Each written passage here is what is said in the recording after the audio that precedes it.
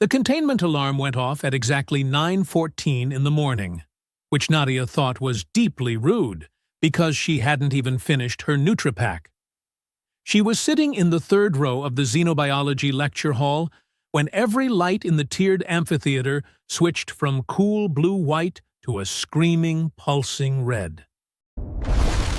The sealed specimen tanks along the curved walls flickered once and hummed louder. A crack split the air, sharp and metallic, like a blast door failing somewhere deep in the building's lower levels.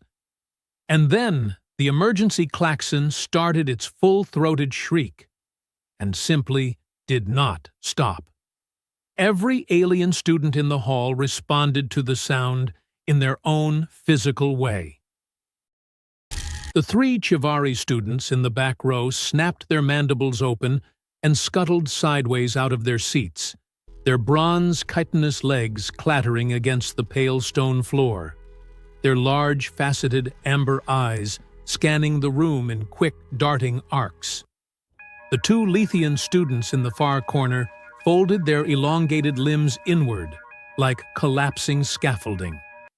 Brax, the bronze chitinous Chivari student sitting 2 rows behind Nadia, knocked his entire desk over backward and pressed himself against the curved wall, his twitching antennae going absolutely rigid. Torin, sitting immediately to Nadia's left, grabbed her arm hard enough to leave a mark. "That's the Vrethkai alarm," he said.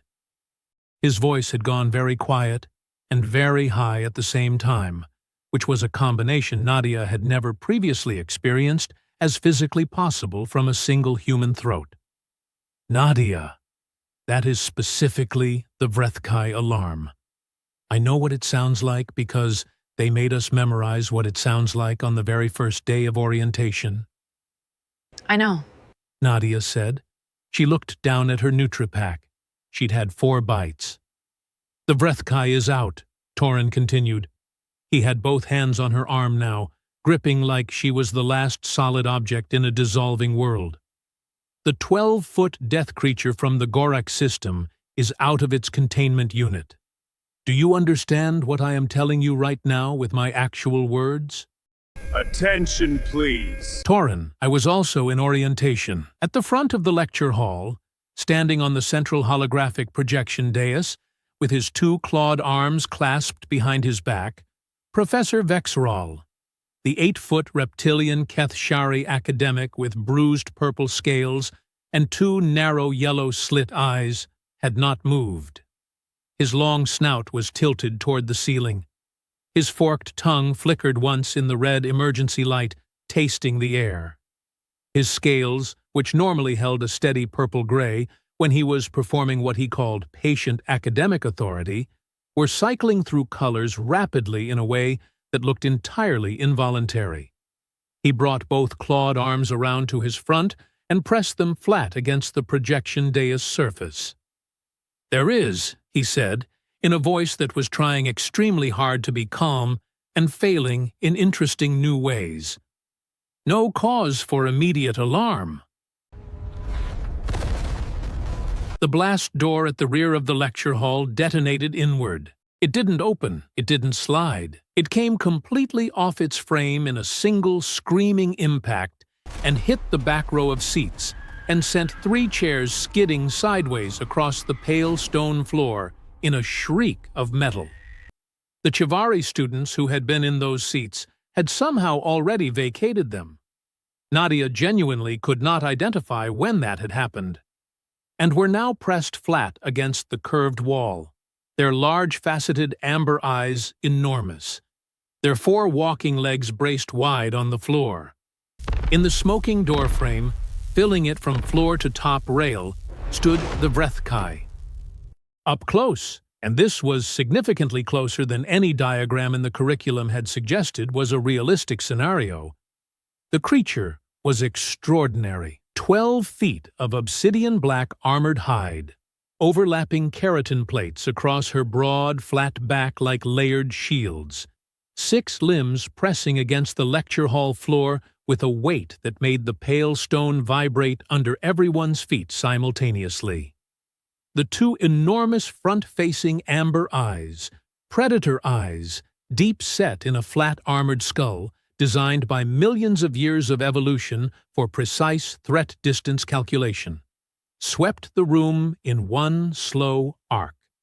The bone club tail swung behind her, once, slow and deliberate, and struck a standing lamp on its arc. The lamp hit the wall and exploded into white sparks. Several students screamed. Torin made a sound that had no linguistic category. Nadia set down her Nutripack. Professor Vexeral had backed himself against his projection dais. Both his clawed arms were pressed flat to its surface. His powerful thick tail had curled involuntarily around the dais leg. His elongated snout was pointing directly at the ceiling, which, according to the second-week orientation materials, was the Kethshari physical signal for the specific emotional state of, "I have made peace with my circumstances." His scales had drained to a flat, pale gray-white. "Nobody move," he whispered. This was immediately violated by 10 different students moving in 10 different directions. 2 Lethians unfolded their limbs and sprinted for the side emergency exit. One of the bronze chitinous Chivari students dropped from the wall and scuttled under a row of specimen tanks, antennae scraping the underside. The Muravine exchange student near the window pressed herself into the corner. Brax, behind Nadia, had not moved because he appeared to have temporarily stopped functioning. The Vrethkai watched all of it. She didn't charge. She stood in the broken door frame with both enormous amber eyes, tracking the movement of each fleeing student, her flat armored skull rotating with mechanical precision, the way a targeting system sweeps a room. Nadia stood up. "Nadia," Torin whispered. Every trace of color had left his face. "What are you? Sit down, Nadia. Sit down right now. What are you?" "She's not charging," Nadia said quietly. She kept her hands open at her sides, palms facing outward. She took one slow step toward the center aisle. Look at her posture. She's watching the things that are running. That's not a hunting posture. That's threat assessment. She hasn't committed to a target. From the projection dais, Professor Vexeral turned his 2 narrow yellow slit eyes toward her. His scales flickered from white to a confused pale yellow. "Human, do not move. Do not approach. The Vrethkai is a Class 6 apex predator from a death classification biosphere.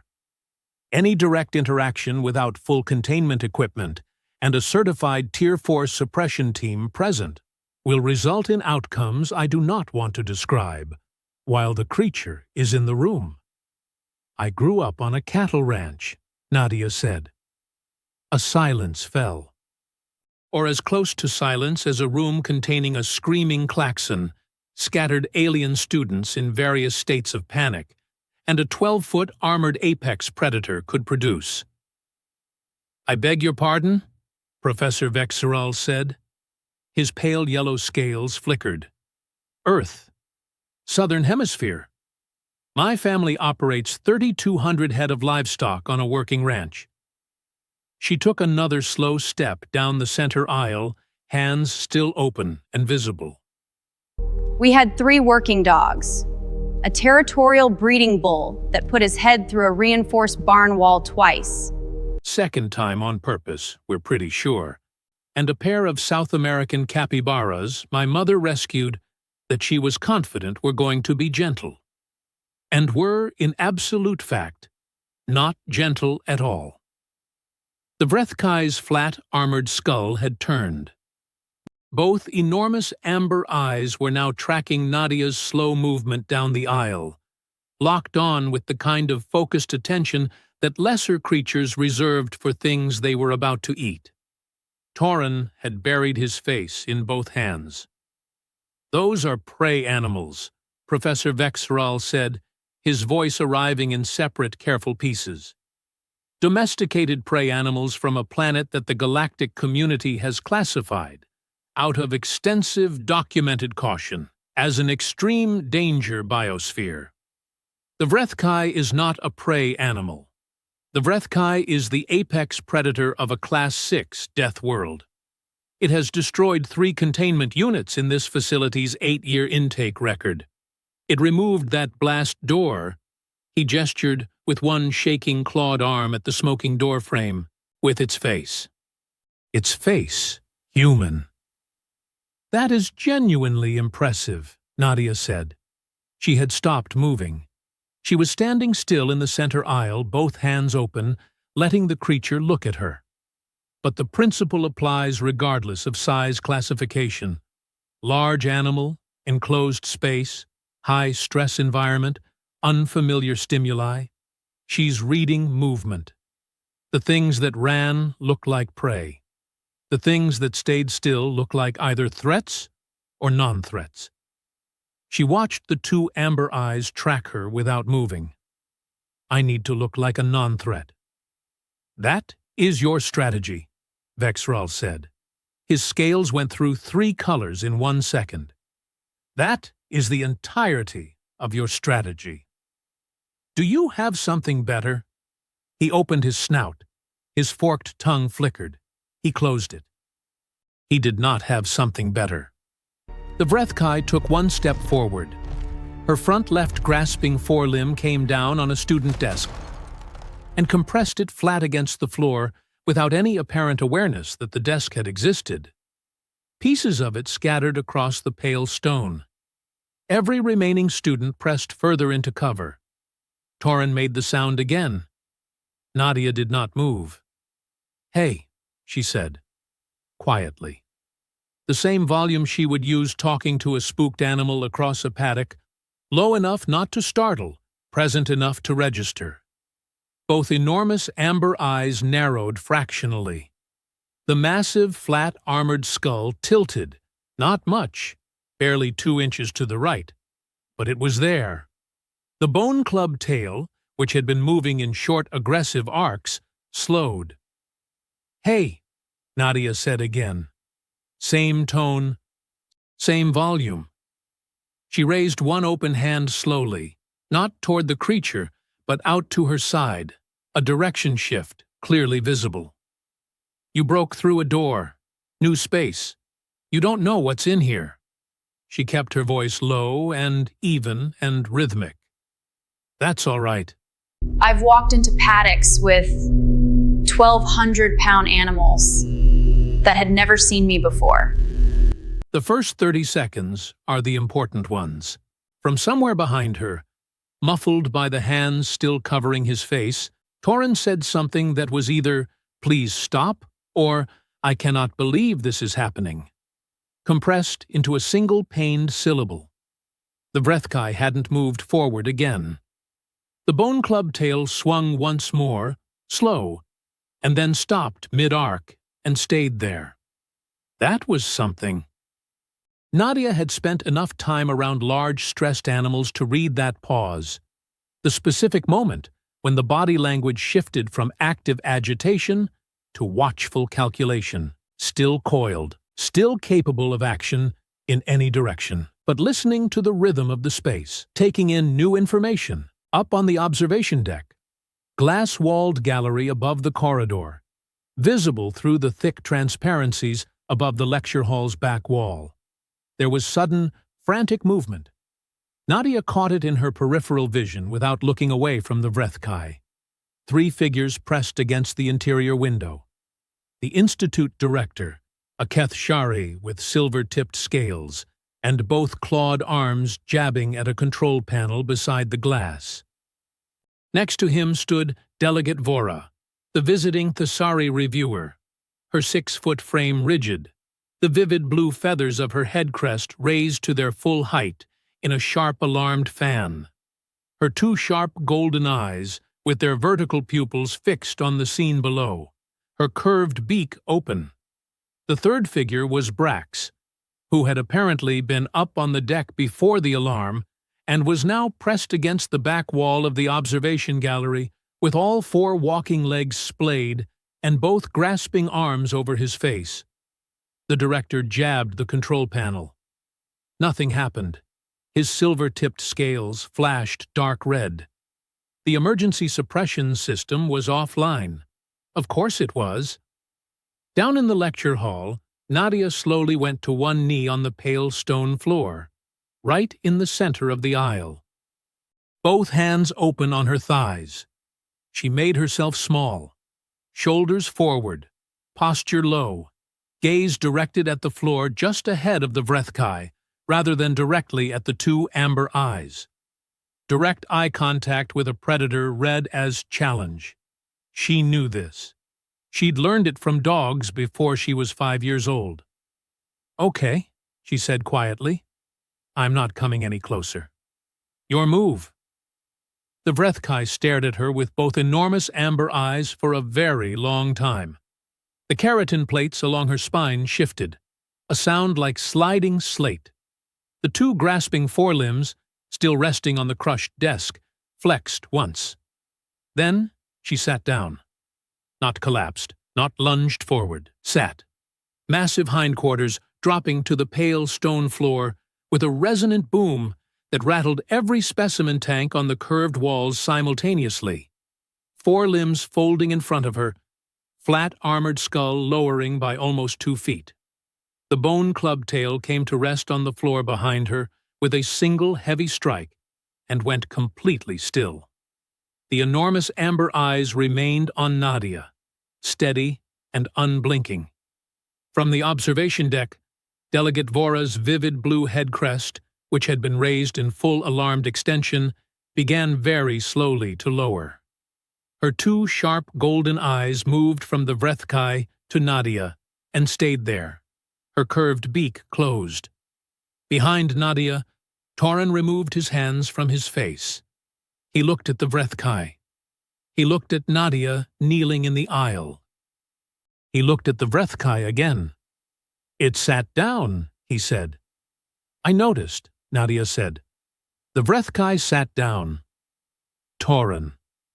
"The thing that removed a blast door with its face," he continued, his voice climbing a register, "sat down because you talked at it. I used a calm voice and gave it space to make a decision. That's not the same as just talking at it." "It sat down, Nadia." "Yes, it sat down." "That's good. Please keep your voice level." Professor Vexeral had not moved from his projection dais. His thick tail was still involuntarily coiled around the dais leg. His bruised purple scales were returning from their gray-white terror state in slow, uneven patches, color blooming back along his neck and arms like something gradually remembering how to function.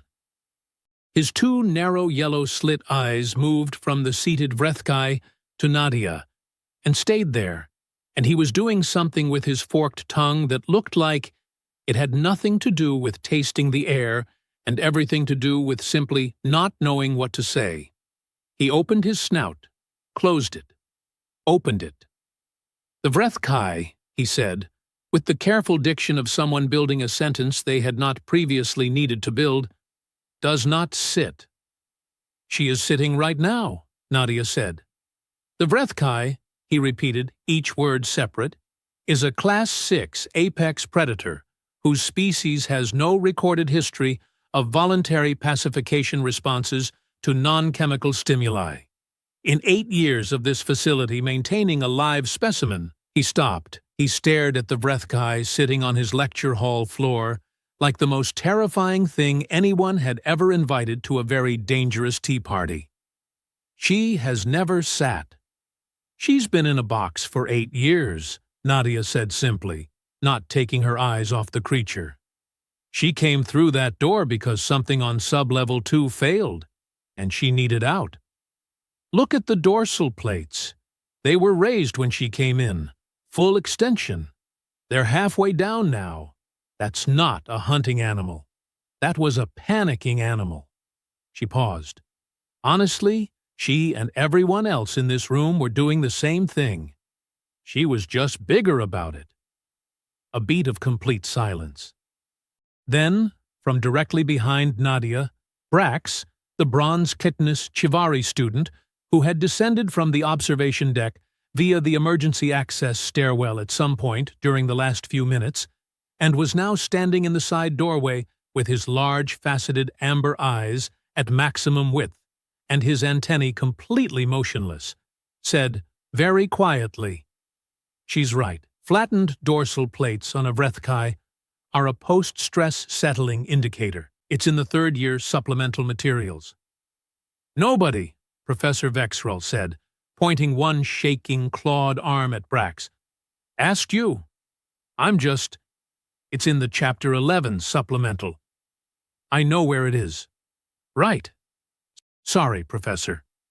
"The Chapter 11 supplemental," Vexrel said, his scales flickering through 3 colors in rapid sequence, "does not cover managing a loose Vrethkai using livestock handling methodology from a planet the galactic community designated for extreme caution, specifically because we're Deathworlders?" Nadia said. Vexrel stopped. His forked tongue flickered once. The orientation materials were very clear. Nadia continued pleasantly. "Humans are the only surviving species from an extreme caution biosphere currently enrolled in the Institute. Former professors have described us as, I'm quoting the 3rd lecture notes here, a curious evolutionary anomaly that survived conditions which should have produced something significantly less conversational." She tilted her head slightly at him.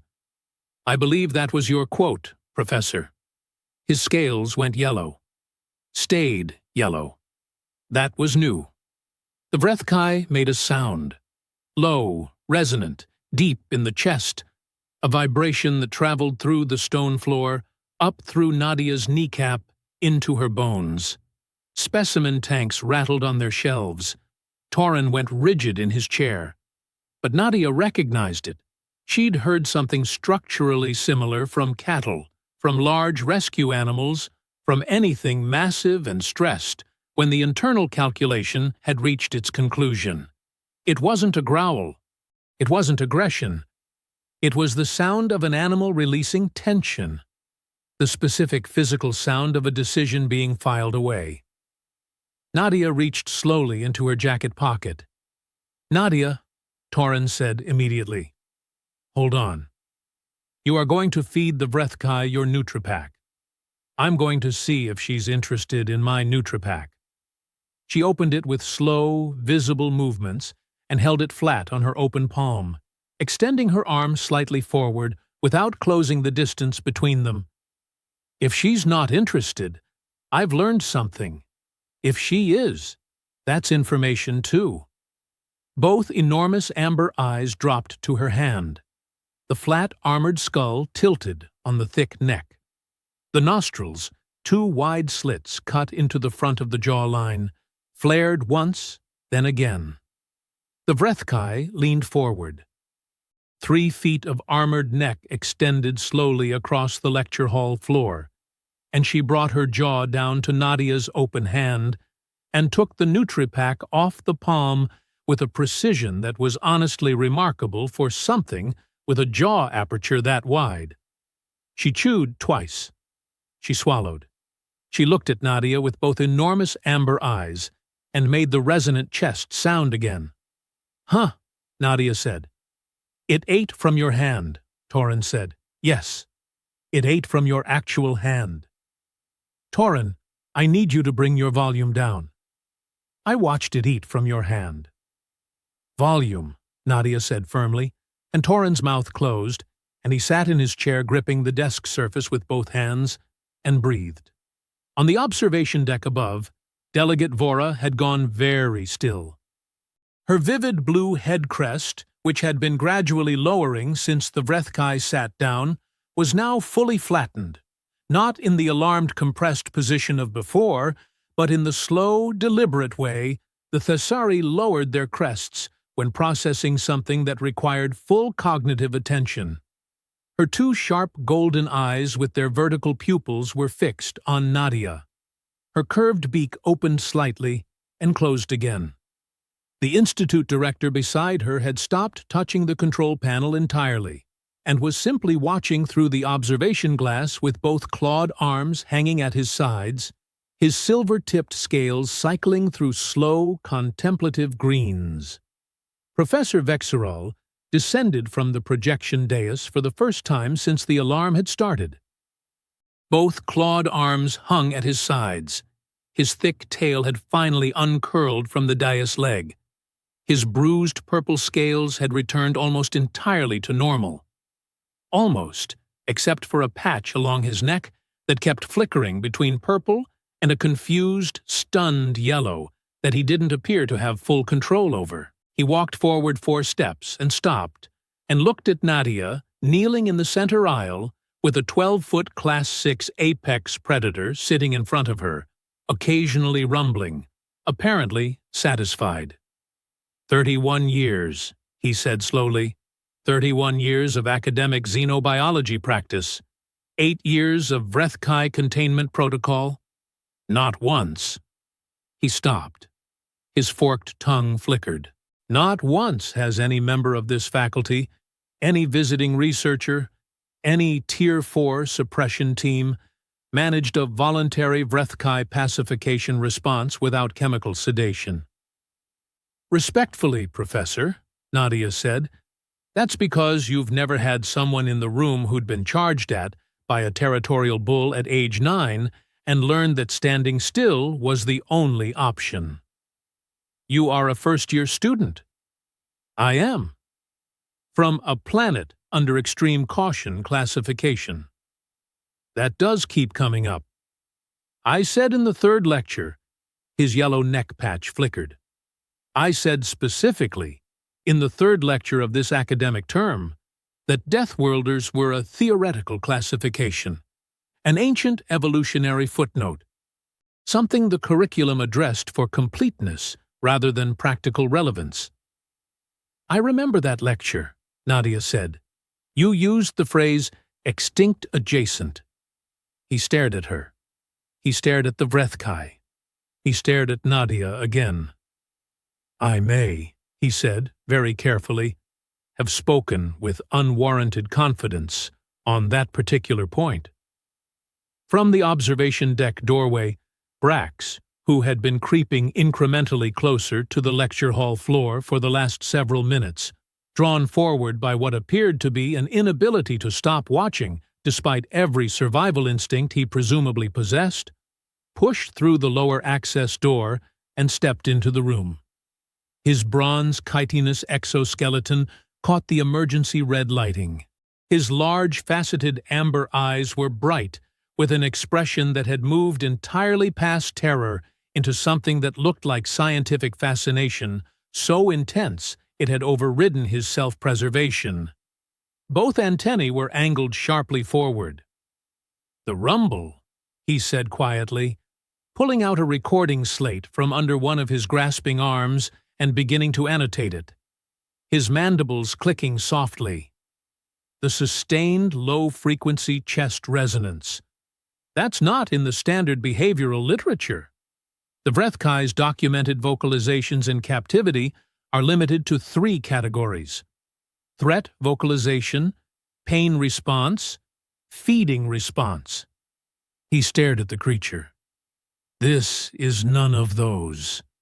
This is something else entirely.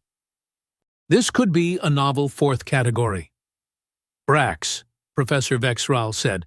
Sorry, Professor, the dorsal plate position combined with the voluntary proximity to a non-Vrethkai organism, this is unprecedented observational data. Brax, I'm annotating. I'm not interfering. You walked into the room with the loose Vrethkai. Brax looked around. He appeared to genuinely not have fully processed this until Vexerol said it aloud. He looked at the Vrethkai. He looked at his distance from the Vrethkai. He took 4 rapid steps backward on his 4 walking legs until his chitinous back hit the door frame. Still annotating from here, he said. Nadia had shifted from one knee to sitting cross-legged on the floor during this exchange, keeping every movement gradual and visible. The Vrethkai had tracked each adjustment of her position with both enormous amber eyes, but had not moved. The bone club tail remained flat and still on the stone. The keratin dorsal plates were 3/4 lowered now, an almost relaxed position compared to the full alarmed extension of 20 minutes ago. The two grasping forelimbs, which had been braced forward in an action-ready position, had shifted back slightly, weight redistributed toward resting. The emergency klaxon, which had been screaming this entire time, abruptly cut out. The silence that followed was remarkable. Not peaceful. Too much had happened in the last 20 minutes for the room to feel peaceful. But the absence of the noise landed on everyone in the hall like a physical pressure change. Several students exhaled audibly. Torin's grip on his desk relaxed by approximately 1/3. The observation deck door opened. Delegate Vora descended the access stairs in a measured, deliberate movement, each talon placed carefully on each step, her black, iridescent feathers catching the shifting light as she moved, her blue head crest held at half height, neither the full alarm position nor fully flat. She moved to stand at the edge of the hall, 2 feet inside the doorframe, and she looked at the entire scene with both sharp golden eyes. The destroyed blast door, the scattered furniture, the pale stone floor with one human girl sitting cross-legged in front of a seated Vrethkai. And she was silent for a long moment. Then she turned her sharp beak toward Professor Vexral and spoke. Her voice was clear and precise, clipped at the consonants in the Thessary way. The Institute's annual review submission, she said, was going to be a standard assessment. Curriculum compliance, containment protocol adherence, faculty qualifications. She paused. Both golden eyes went back to Nadia. I need to add a section. Vexral's scales flickered yellow. Delegate!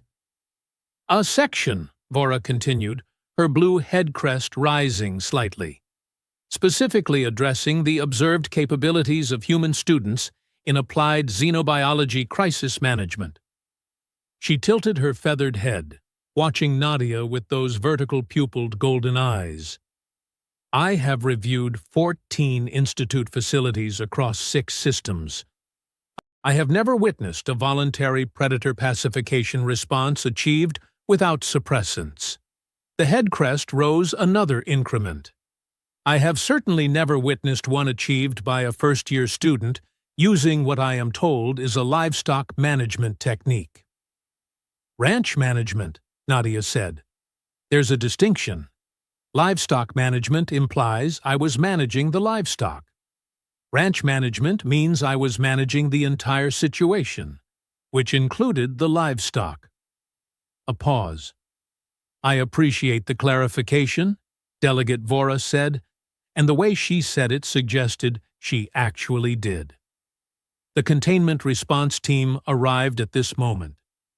6 figures in full suppression gear appeared in the ruined blast door frame, carrying equipment that had clearly been designed for an entirely different kind of situation, one involving chemical dispersal units and energy containment barriers, none of which were going to be contextually appropriate. They stopped. They looked at the 12-foot Vrethkai, sitting calmly on the lecture hall floor. They looked at Nadia, sitting cross-legged in front of her.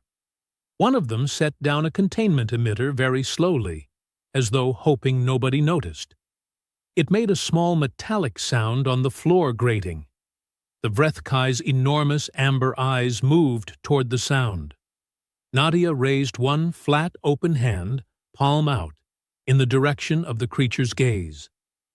A slow redirect, not a command. The massive, flat skull turned back toward her. The amber eyes settled. Okay, Nadia said to the response team without turning around. Whoever's in charge back there, slow movements, low voices, please don't put anything down again. A long pause. Then, from inside the suppression gear, the response team leader said, in the flat tone of a professional deeply outside their training parameters, "Understood." "We're going to walk her back to sub-level containment," Nadia said. She unfolded from the floor slowly, rising to her feet over 4 or 5 visible movements, hands staying open the entire time. The Vrethkai watched her stand with both amber eyes, head tilting again at the change in height. "I need the corridor doors ahead of us opened in advance. No alarms, smooth activation only. And I need the containment unit to be open and provisioned with her normal feeding ration before we arrive." "Copy," said the response team leader. "She," Vexral said. Nadia looked at him. "You said her." His scales were doing the yellow thing again, helplessly. "You called it?" "She's a she," Nadia said. "It's in the intake records. Chapter 11. From the door frame, Brax made a sound into his mandibles that was very clearly a suppressed laugh dressed up as a cough. He annotated something on his slate. His antennae were vibrating with what could only be described as academic delight. Torin, sitting in his chair, had been silent for approximately 90 seconds, a personal record, by Nadia's estimate. He looked at her standing in the center of the lecture hall, then at the Vrethkai, then back at her. He opened his mouth. He closed it. He picked up his own abandoned Nutripack, looked at it, set it back down. "I need you to know," he said finally, "that I have been your friend for 3 years, and in those 3 years I have watched you do a lot of unreasonable things very calmly. And this is the first time I have genuinely questioned my own perception of reality." "That's fair," Nadia said. "You hand-fed the Vrethkai." She was hungry. The Vrethkai. The Class 6 Deathworld Apex Predator. "Torin, I need to walk her back to sub-level now." He pressed both hands flat on the desk. "Right. Yes, go ahead. That's a completely normal sentence." Nadia turned back to the Vrethkai. Both enormous amber eyes were on her, steady and patient, tracking her with the complete focused attention of an animal that had made a decision and filed it. She held one open palm forward at waist height, not reaching, just presenting, and took one step toward the broken door frame. The Vrethkai rose. All 6 limbs unfolded from her resting position with a deep resonant sound, the overlapping keratin plates shifting across her broad back like settling armor, and she oriented toward Nadia and stood and waited. Nadia walked toward the door. She heard the footsteps, the 6 heavy falls of armored limbs on stone, a rhythm that vibrated through the floor, begin behind her, 3 feet back, matching her pace. The response team parted on both sides of the corridor outside. Emergency red had switched back to standard orange along the industrial gray walls of sub-level access, the lighting strips casting long amber lines across the floor grating. The corridor stretched forward into the facility's lower levels, blast doors standing open in sequence, the way lit ahead. Nadia walked down the center of it. The Vrethkai walked 3 feet behind her, bone club tail swinging in a slow, even rhythm, armored footfalls marking a steady beat against the metal grating, both enormous amber eyes fixed forward on the human walking ahead. At the rear of the formation, Brax stepped carefully into the corridor and continued annotating. On the observation deck above, Delegate Vora stood at the glass with her blue head crest fully raised. Not in alarm this time, but in the Thessery gesture of formal acknowledgement, the one typically reserved for occasions of genuinely historic significance. Her 2 sharp golden eyes tracked the figures moving through the corridor below until they turned the corner and were gone. She turned to the Institute director. "Revise the annual review format," she said. "I need considerably more pages. The containment unit door sealed at 9:41 in the morning, 27 minutes after the alarm had started. Nadia stood in the sub-level corridor outside it for a moment, listening to the silence on the other side of the reinforced door. No impacts, no alarm triggers, nothing. She turned around. The 6-member response team was standing in a loose semicircle behind her, suppression equipment still in hand, looking at her with the specific expression of professionals who had trained for years for a situation and watched a first-year student resolve it in under half an hour without any of their equipment. Their team leader, a compact Kethshari with gray-green scales and 2 steady amber eyes, looked at her for a long moment. "Where did you train?" he said. "Southern Hemisphere Earth," Nadia said. "Ranch work." He nodded slowly, as though this was information he was going to need time to process. Back in the xenobiology lecture hall on level 4, Professor Vexeral stood at his projection dais in the returned blue-white lighting, surrounded by overturned chairs and scattered desk fragments, and one very prominent blast door-shaped hole in his back wall. And he held in both clawed hands the course syllabus he had spent 3 months preparing for the current academic term. He looked at it for a long time. He set it down on the dais. He opened the curriculum management interface on the holographic display and navigated, with the 2 careful movements of a being making a decision he had not anticipated making today, to the section on course content. He began adding a new chapter. Chapter 12, he titled it, his narrow yellow slit eyes reflecting the blue holographic light. Deathworlders, a practical reassessment. He stared at it. His neck scales flickered yellow one final time.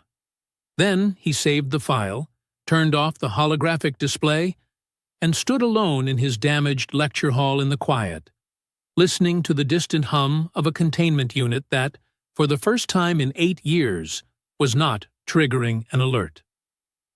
Outside in the corridor, Brax walked past the open door frame still annotating on his slate, antennae angled forward in concentration, mandibles clicking softly. He glanced into the hall at the professor. "Chapter 11 was right, sir," he said without stopping.